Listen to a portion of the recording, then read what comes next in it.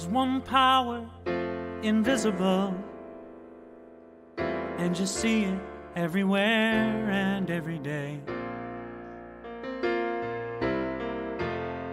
One power, indescribable, and you speak of it with every word you say.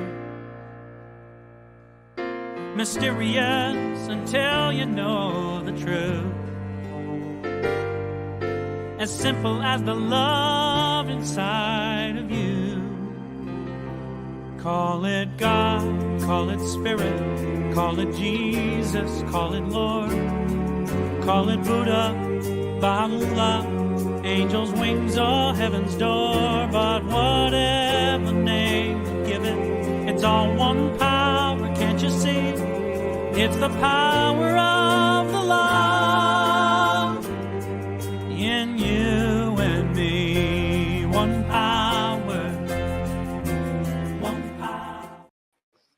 One power, one power. There is only one. There's only one because one is enough.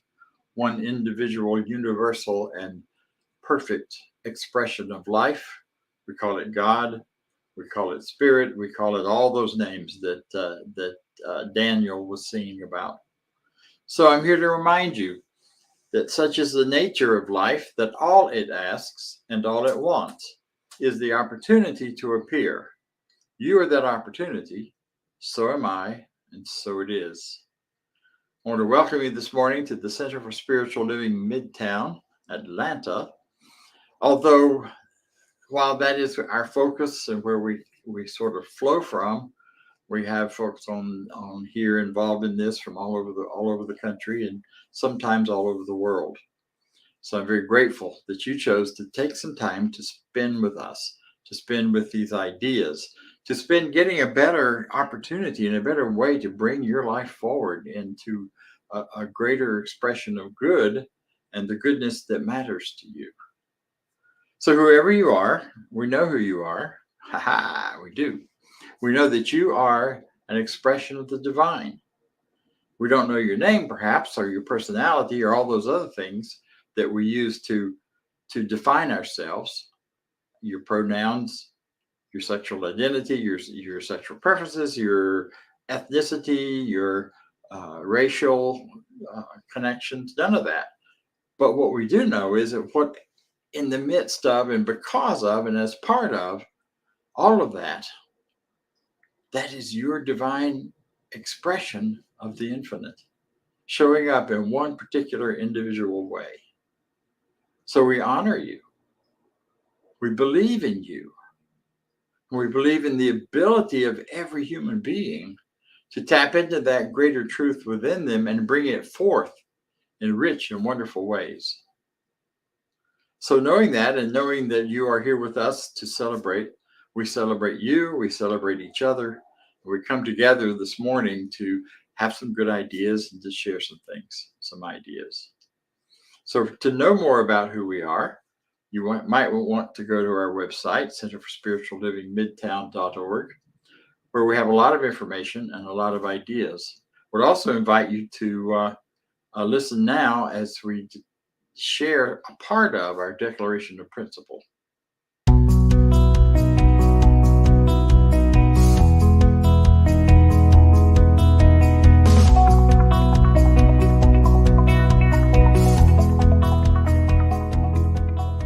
I believe in one God, one absolute power and first cause to all things.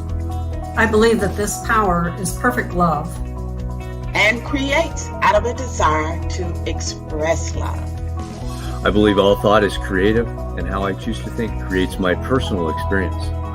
I believe in the unity of all life and the immortality of the individual soul, forever unfolding. I believe in the eternal goodness, the eternal goodness of God, the eternal loving kindness, and the eternal givingness of God to all. And so it is. And so it is. And so it is. And so it is. You just saw and kind of met a number of the leaders and practitioners who are the core of this community. Some of them are board members. Some of them are what we call practitioners. Practitioners are folks who know how to practice the principles of life according to New Thought philosophy and according to science of mind philosophy.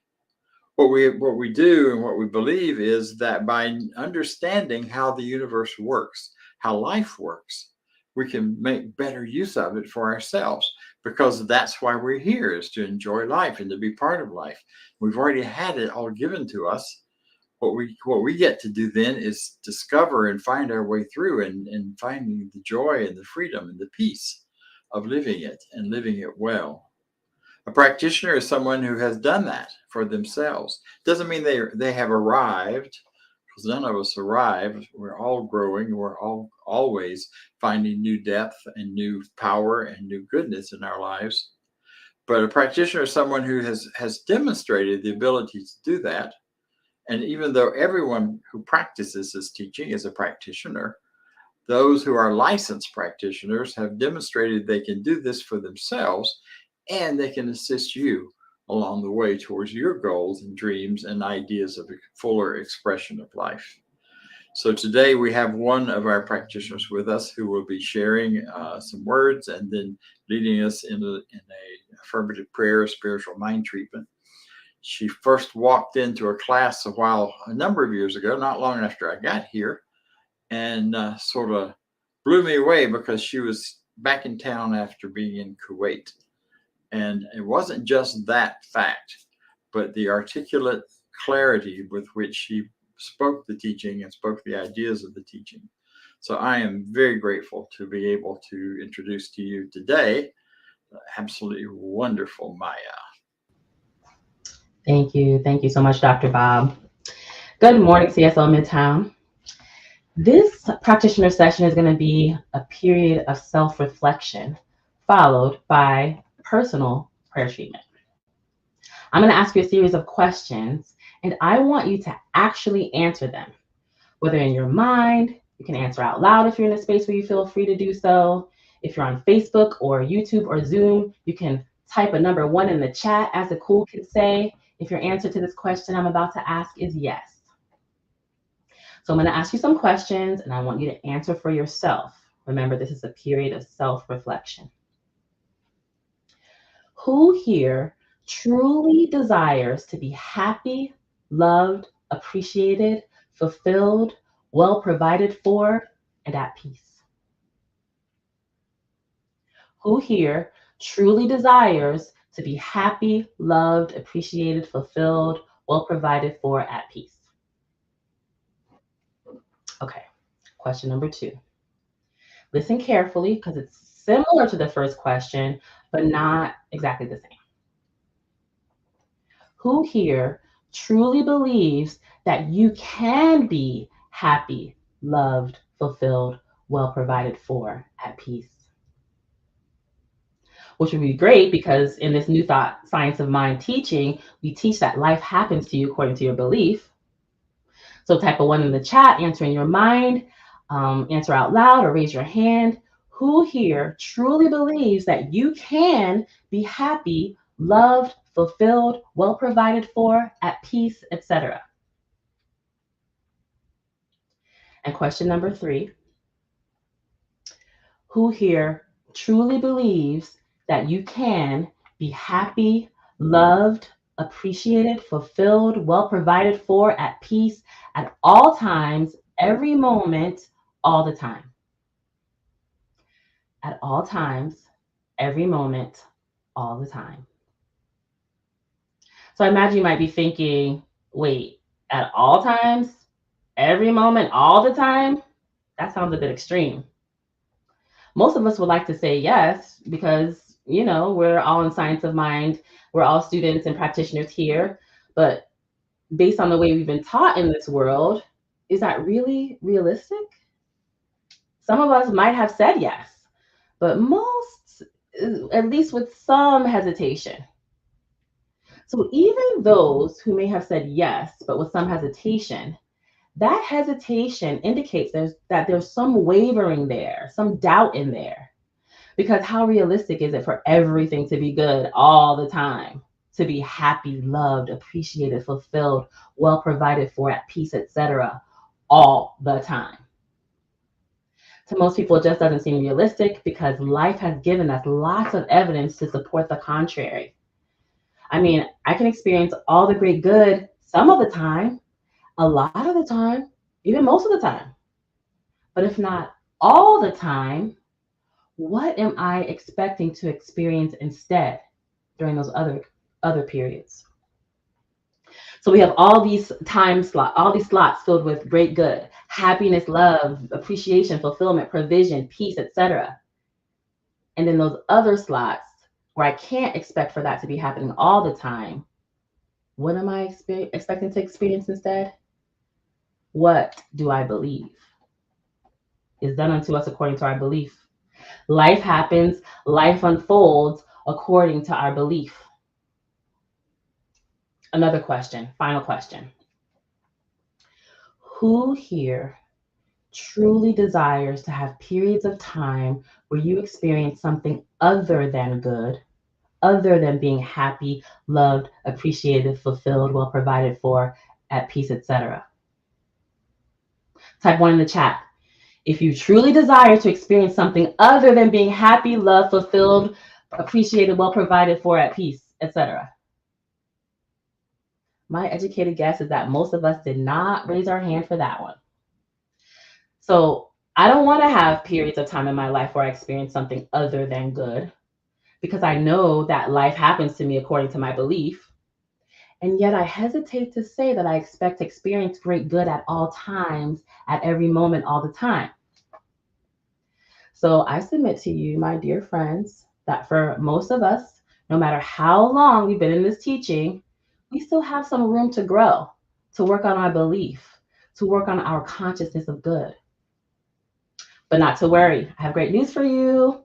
Not only is our wise Dr. Bob Deen going to deliver a message that will support you in nurturing your consciousness of good, I am going to help you to prepare your mind to receive that message of good through the following spiritual mind treatment. You're welcome in advance. We settle into this moment knowing that there is one presence, one power in the universe.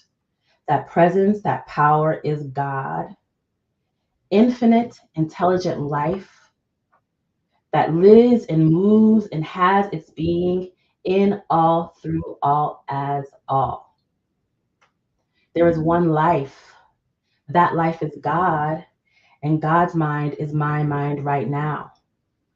I cannot be separated from this one presence that is omnipotent, omniscient, omnipresent, all providing, all. Nothing can be separated from this good. There's only one, and everything is one with this presence, and the nature of this presence is good. All good.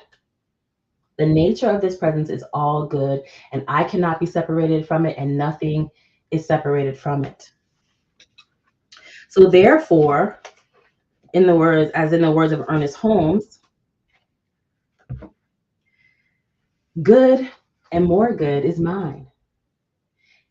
And ever increasing good is mine. There is no limit to the good which is mine. Everywhere I go, I see this good. I feel it. I experience it. It crowds itself against me, flows through me, expresses itself in me, and multiplies itself all around me, and comes out in experiences in my body, life, world, and affairs as myriad expressions of good, all the time.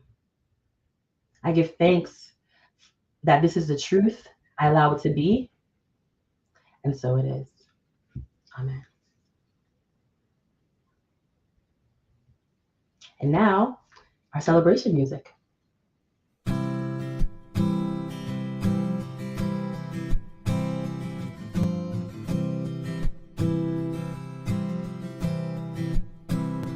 Get ready, my soul. I'm diving in. Get ready, my soul. I'm diving in to the deepest kind of love, to the sweetest kind of life. Get ready, my soul.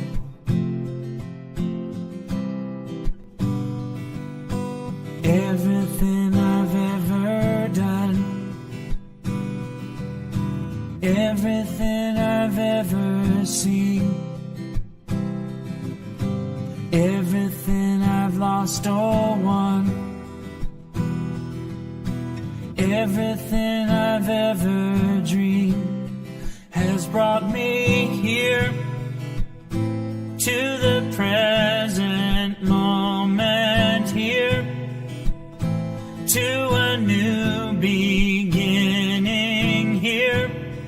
And I'm seeing life so clearly now. Get ready, my soul. I'm diving in. Get ready, my soul.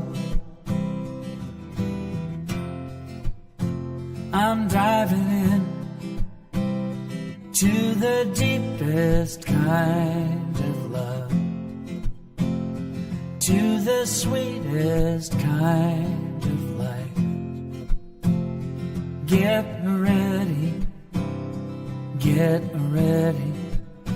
my soul. 'Cause here I go,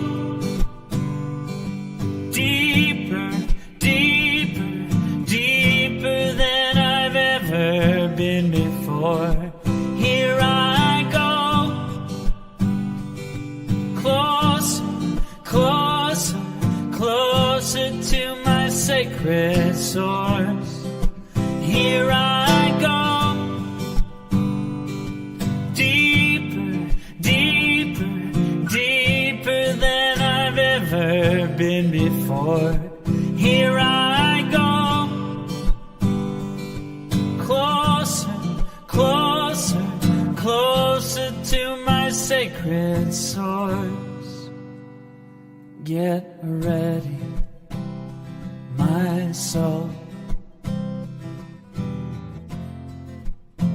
I'm diving in.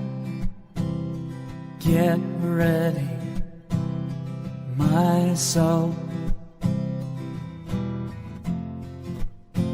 I'm diving in to the deepest kind of love,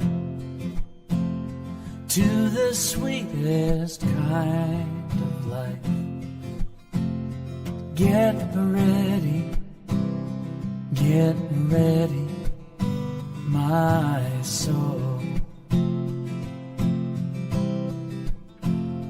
Get ready, my soul.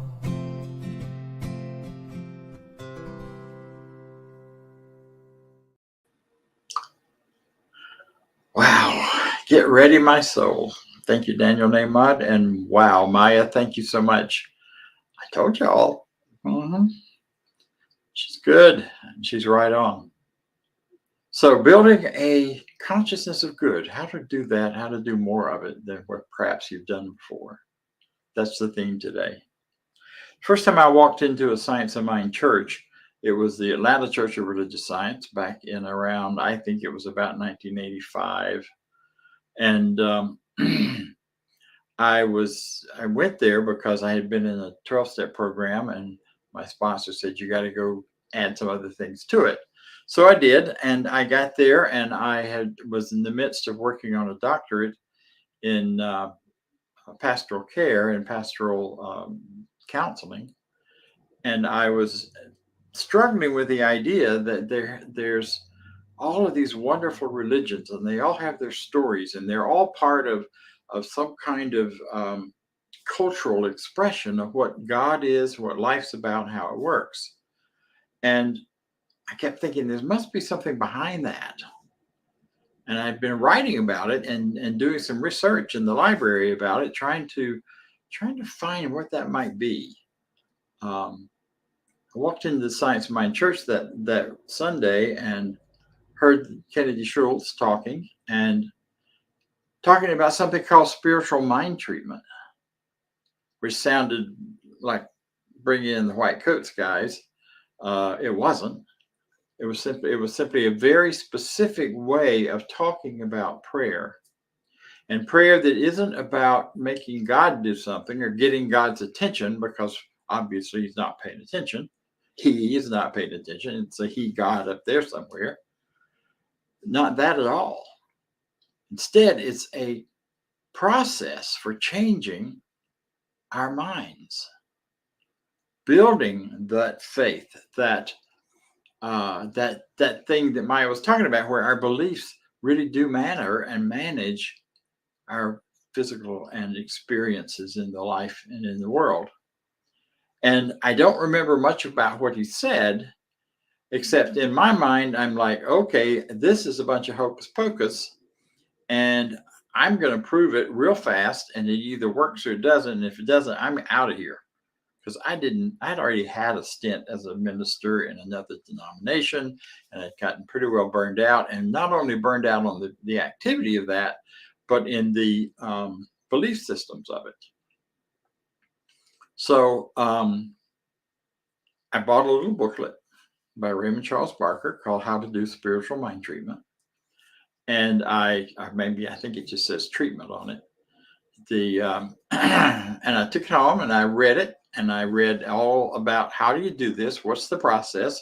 What's the system? What's the belief behind it? And I wrote myself a spiritual mind treatment. Up until then in my life, my sinuses had always been congested. I'd never breathed through my nose, not since childhood, without the help of medication. And even with that, it was often a struggle and often difficult. I seem to be allergic to everything. So my treatment talked about how there's only one power, and that power is life, and it's bringing life to all parts of me. It went on and talked about that therefore my body responds perfectly, and since it's all made of God, there's nothing in the atmosphere, the universe, the world around me that could do harm to me or even wanted to. And I created this whole image of my sinuses being lined with Teflon. So little pieces of pollen wouldn't stick and other things wouldn't stick, and everything would go clean and clear. And I wrote it, and it was a bit facetious, actually, the way I wrote it, because I was like, okay, we're going to this. I don't really think this is going to work, but let's try it and see. And I made the commitment to do it every day. I read it every morning, and I would work it out. I was intrigued enough that I kept going back on Sundays, coming in late, sitting in the back, leaving early before I had a chance, anybody to try to get me to be a member. Oh my goodness. Assuming they were after something from me. They weren't. There were about 800 people involved at that time. So one more wasn't that big a deal. But I didn't know that. I was hiding out. So what happened was, after about 6 weeks, I noticed I wasn't taking my as needed medication to keep my nose clear. I just had forgotten about it because I wasn't using it anymore. And in another week or two, I was not taking any medication for sinuses, for allergies, for any of that. And I was breathing free and clear through my nose. And I went, oh dear, this is wonderful. And this is calling forth something new from me that I never imagined myself to ever be doing, which is diving into a whole new way of thought and living and faith. So the Science of Mind for me, and at that moment, became a curiosity, a challenge, and a very big part of what was to be the rest of my life. Since then, I went on to classes. I went on and dug into the teaching. I read everything I could find about it. I got to know some people in the group, and slowly we began to go into brunch every Sunday after church. That was our social life, part of our social life. And my life began to change and transform. I began to do things and participate in things before that I never imagined I could do. I knew I wanted them. They talked about this conference out on the West Coast and at a CSL, this beautiful location. And I thought, I don't have the money for that. But man, I would love to go. You know, and somehow the next year, the money was there and we went and stood not far from where I'm standing right now, because I'm in Santa Cruz, California, looking out at the ocean. I'm sorry I can't show you because then you couldn't see me. And and there I was. Later in my life, in this teaching, as I grew into into being a minister and being a practitioner before that, I had always dreamed of Machu Picchu. It was the only color picture in my growing up World Book Encyclopedia. We had the black and white version, and there were about 4 or 5 through the whole thing, color pictures. One of them was Machu Picchu. And sure enough, a few years later, there I found myself in Machu Picchu. Now, none of that just happened magically. But what happened was I changed my consciousness and my belief systems so that these things begin to unfold for me. And I've made numerous trips back there since then and to other places in the world, because travel to me is such an exciting thing. There's such a great world of experience and things to see and do and participate in and honor and celebrate and welcome. And that had been my life dream and goal. So I'm absolutely here to tell you that it is possible to do what Maya talked about. It's always room for growth. I have not arrived anywhere other than at a greater depth of truth and appreciation for the great mystery that God is, that Spirit is, that life is, even though it is not that mysterious, because it is all that we are and all that we show up as. So I have a couple of things to share with you today about how. I mean, to me, spirituality and religion, I first read about pragmatic religion when I was working on a Master of Divinity degree, and that the idea that American pragmatism says that unless something has a practical application, it's probably useless. Excuse me. Well, I don't believe anything is that really useless. But what is important to me is that our belief systems, our spirituality, our sense and connection with this thing we call God has a practical application and purpose in our lives, to bring greater love, to bring greater freedom, to bring greater prosperity, to bring a greater sense of being alive and well. So I want to share 2 different systems that I have used over these years as ways in which to build and build and build and build this consciousness of good, this expectation that God is good and good is for me right here and right now and always. And I don't have to make limitations on it. I don't have to pretend it's something it isn't. I just have to get very clear in my own consciousness what I believe. So the first of those was something I called PACT, P-A-C-T, to make a pact with myself to do these things in order to live a greater, freer, more full life. And the pact had 4 letters and therefore 4 parts. The pact that is, the P is pay attention to my thought. You know, and that one takes some learning. If you're new to all of this and you say, well, I know what I'm thinking, but do you really? Do you know where your mind goes when you're sitting at the traffic light waiting for it to change? Or when you don't have anything specifically engaging and involving your mind, so that your attention, your thoughts just kind of travel to whatever. And it becomes really important in this teaching to pay attention and learn to pay attention. What is it I'm continuously, habitually thinking about? Am I thinking about, ain't it awful? Am I sitting at the red light wondering if somebody's going to tear open my door and steal my car? Am I wondering or just ruminating in my head about the past, things that used to be, things that used to happen, and things that might be the same or different or worse in the future? And I suggest you do that to begin with. And encourage people and myself.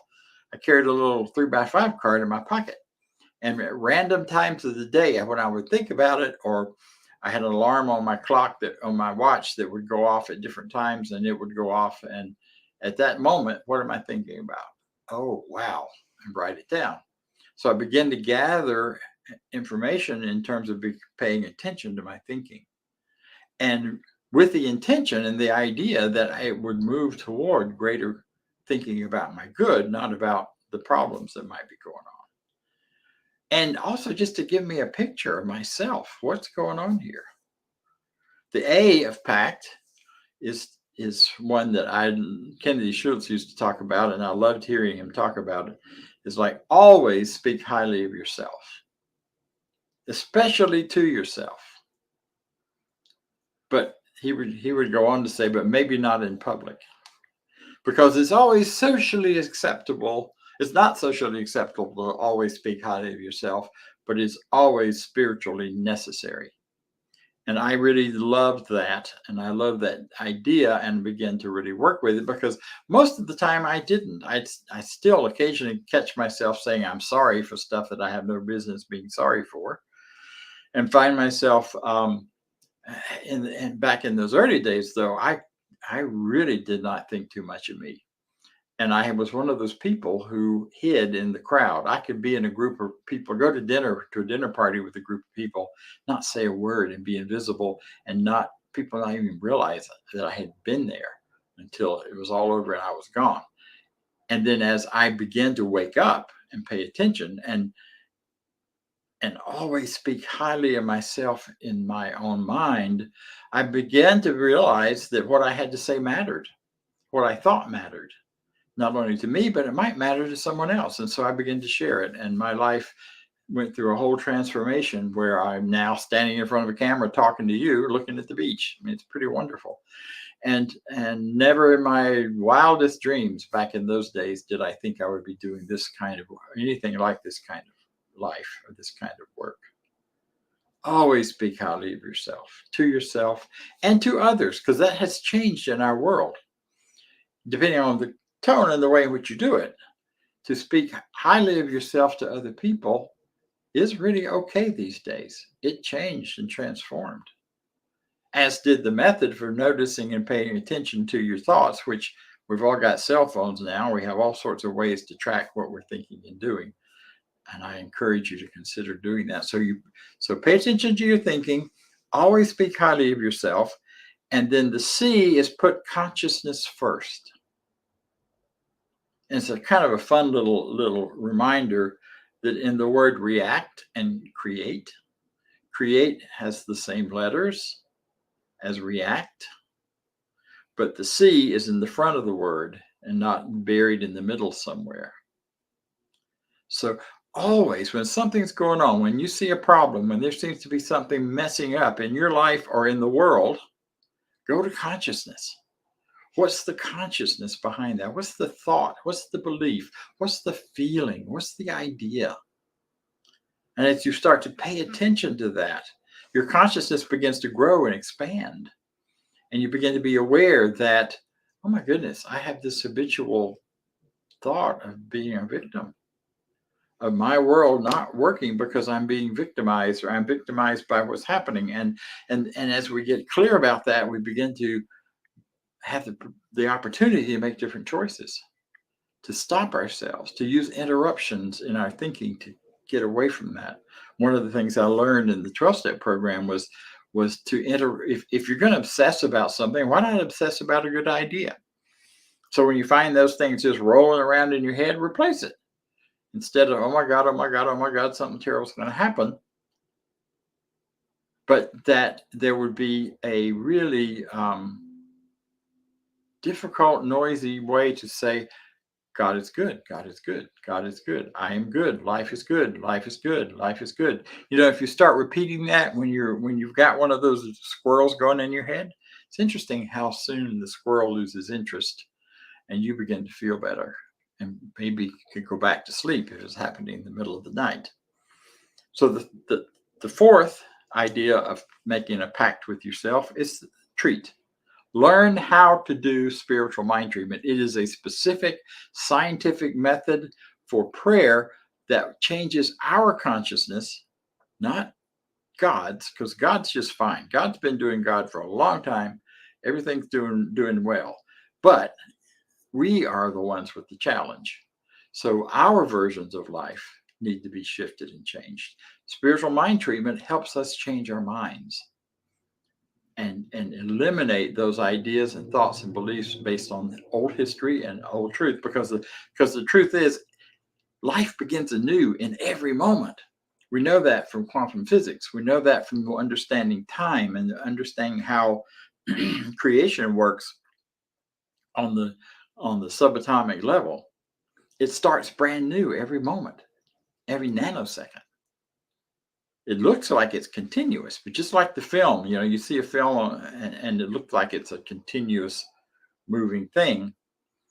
But on the old film in the old days, and maybe now, there were boxes, and each one was slightly different than the one before it, and each one was separate. That's kind of how life is unfolding for us. That's how the world works. We go through this constant, it is flowing so quickly and so richly and so fully that we don't see the breaks, nor should we. But we can change it on a dime. Because of that, we can turn around and go a different direction. And this is where my treatment with the sinuses came in, and more treatments about so many different things since then. Now, the first time I did this talk or a similar presentation to this at CSL Midtown, Atlanta, our beloved Ross Cheers, who was a practitioner before I even knew about this teaching, and has since made his transition, is no longer with us on the planet, but it's with us in our minds and hearts. He made the statement afterwards. He was always offering me corrections, which was all done in love and done in fun, because we had a lot of fun about that. He came up to me after the service and said, I got another letter for you. It's not a pact, it's a PACS, PACTS. And the S is support. Get support of others who think like you do, who are on a path towards more positive good in their lives, and let them support you. Whether that's a practitioner, whether it's being part of a community like CSL Midtown, whether it's some other thing you haven't thought of. But it's a very necessary part of growing and building, to have the support around you. Someone said to me this last week in a meeting that look at the 5 people, look at your 5 closest friends, and the 5 people you spend the most time with, that will tell you who you are. Not because you need to do anything about them, but simply because it gives us a picture of where our support network is and the kinds of thoughts and ideas and beliefs that are being supported. So you may need to find a support network that's different from your current one. I used to do a lot of work as a therapist among alcohol and families with alcoholism and other addictions. And one of the first things we do is you got to get into a group of friends, because if your friends are supporting your using, it's not going to help you get sober. It's not going to help you stay sober and find a richer, bigger, deeper life, because they don't know how. There's nothing wrong with them. They just don't know. Find a support network, a support. And this community provides that. This is a tight-knit, beautiful community of people who are committed, who love each other, who love this idea of the teaching and want to, and will carry it, not want to, they will carry it forward from this moment. I'm, as you probably know by now, this is my last talk as senior minister. I'm retiring, But this community is not ending. And these wonderful, wonderful people who you've seen some of and who you heard from today with Maya are going forward in building this community. And I'll get back to that in a minute. But before I do, I want to tell you about one other thing. In terms of growing that expectation of good, that expectation of life being what you want it to be, there is,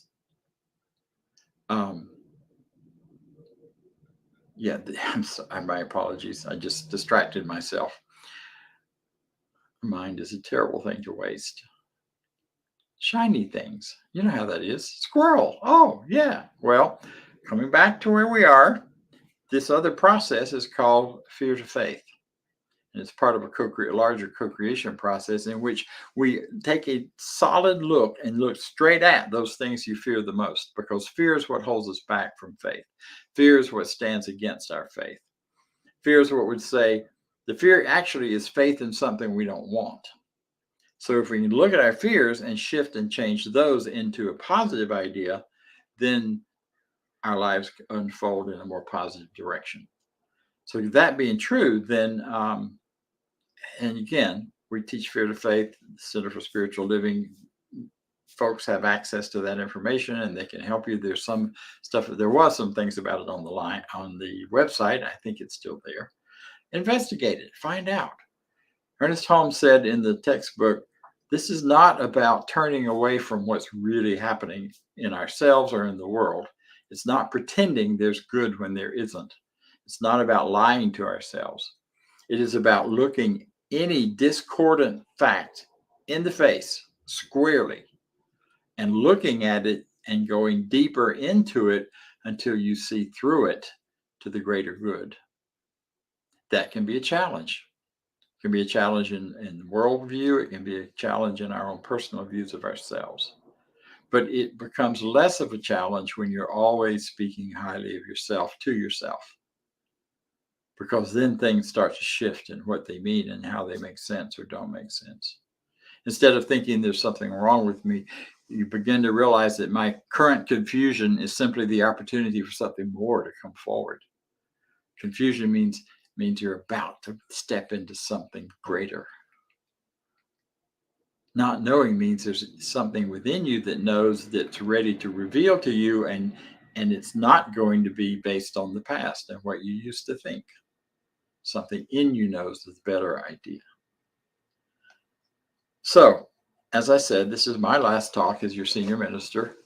I have some mixed emotions about that. I'm very sad and I'm very happy because I'm stepping off into a new adventure of my own as a retired minister. Well, there's no such thing as retiring from ministry, but there is there is such a thing as retiring from particular assignments or jobs, and that's what I'm doing.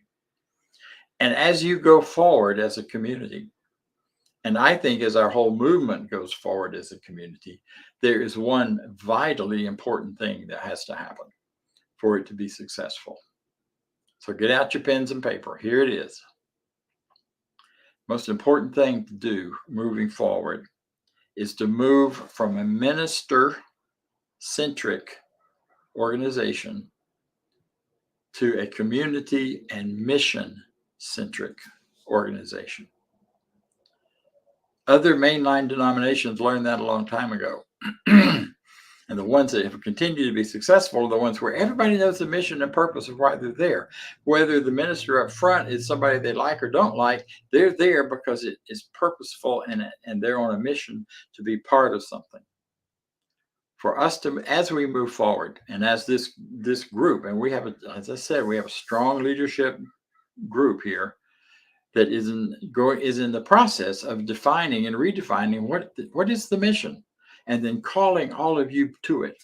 So whoever you are out there on listening, whether you're one of the regulars on our meeting in person on the first Sundays of the month, whether you are someone who just watches once in a while, whatever your role, however this is influencing you, I invite and encourage you to let this community become part of your support network and to become part of the support network to the community as the mission and vision of teaching spiritual principle in a way that brings change to everyone's lives continues to go forward. See, you're the best. You're the best at the Center for Spiritual Living. And what we have done over the last 5 years is create this core of strong leaders who've been freed up to bring their gifts in a great and wonderful and powerful way. I encourage you to support it and join it, because as I leave and as you go forward, only wonderful and amazing things can come from it. Because you will do amazing things.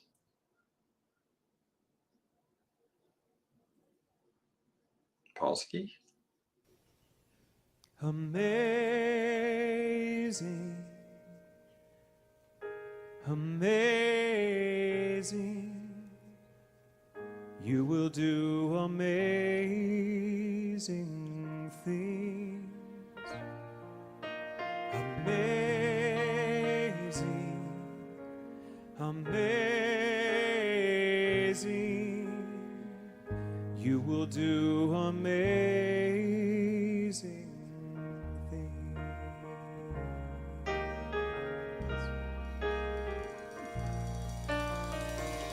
You will do amazing things with the choice each new day brings, and with every step you take.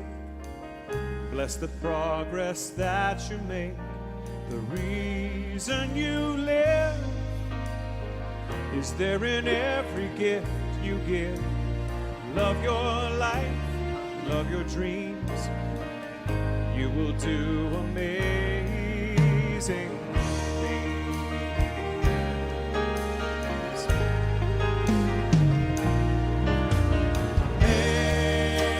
Amazing,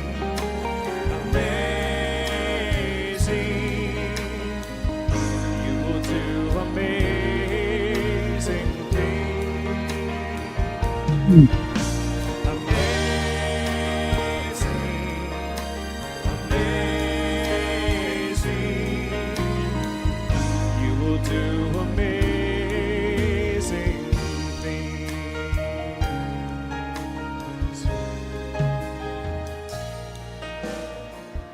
Oh, the places you will go and the people you will know. Don't worry when, where, or how. You don't need to know that now. You're on the right track. No need to look ahead or back. Nice, big schedule. This day brings, and you will do amazing things. You don't have to work it out. Just stay in the here and now. Let your mind rest for a little while. Sometimes deepest answers come when you're out there having fun. So close your eyes, take a breath, and smile. Amazing,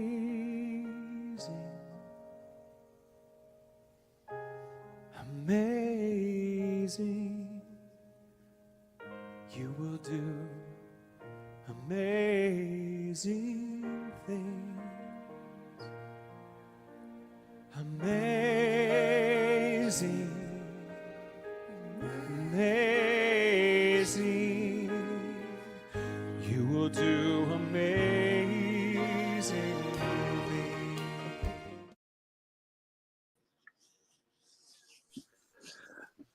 Thanks, Dr. Bob. That's amazing. Yeah. Yeah, Michael sung that amazing things. We will do amazing things. And with your support, that's what I'm here to talk about, our prosperity, your opportunity to give to this wonderful mission that we have for the Center for Spiritual Living, Midtown Atlanta. You can go to cslmidtown.org/donate, or scan the QR code. It'll take you right to the donation site to give. And if you would say our affirmation of prosperity with me. As I live in a universe of abundance, as I freely and joyfully give, I join in the divine flow, and all that I share with life returns to me multiplied abundantly. And so it is. And I turn it over to Lee Huffman, our president, for some announcements. Thank you, Vance. Maya and Bob, those fantastic talks today. And thank you so much. We are going to miss you, Bob. And I know we're still going to stay in contact, but we're going to miss you here at the center. Several announcements today. First off, next week, it's fall. So it's time to fall back, set your clocks back, and do that before you go to sleep on Saturday. And if you don't, then you'll end up coming to the brunch instead of coming to the service when you meet us, which is the second announcement. We're having our live face-to-face meeting. We'll be both live and online, but we'll be live at the Garden Hills Recreation Center at 339 Pine, there you go, thank you. 339 Pine Tree Drive in Atlanta, Georgia at 10:45. So please come and join us. And then after, we have a great talk by our friend and a guest minister, Reverend Dr. John Karn. It'll be followed by brunch, and we will have a good time of fellowship. And just please come to that. And as I said, if you don't set your clocks back, you can still come. You'll just come to brunch. Update on the transition team.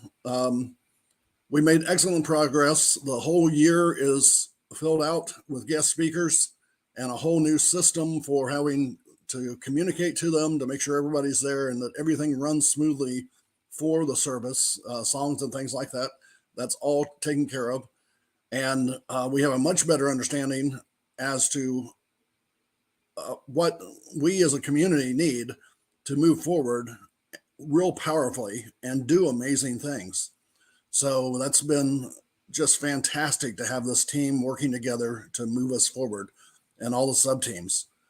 We've also been working with CSL's home office to understand why it takes a year to 18 months to find a new minister. And it really does, because we want to find the right minister for the center. And meanwhile, we're going to have some great guest speakers. Now, we need your participation in two big ways. First off, we need your participation by coming and joining us on Sunday, the first Sunday of each month. We're going to continue those services, and it's at the Garden Hills Recreation Center. So I've said that a couple of times, but I really would like to see more people come out there. And then the second thing is even bigger, and we're seeing it more and more. Ever since the pandemic, churches and spiritual centers have been digging into their cash reserves, and we're no different from that. As a matter of fact, the Catholic Church is no different from that. There's been 3 articles with in the New York Times about the impact this is having on the Catholic Church and their reserves. Now, if we had their reserves, we probably wouldn't have to talk about this, but we don't. And so we would like to ask people to give. We know, first off, we know there are some of you that are giving greatly, and we appreciate that. And we don't want you to feel bad about it, because you're doing great. Continue giving to us. But those that haven't, just like National Public Radio, we are supported by you. So there's the website, cslmidtown.org/donate. Please come to that site and give as you can to the center. So with all those in, we look forward to seeing everybody next week and all come together. So next, there you go, Bob.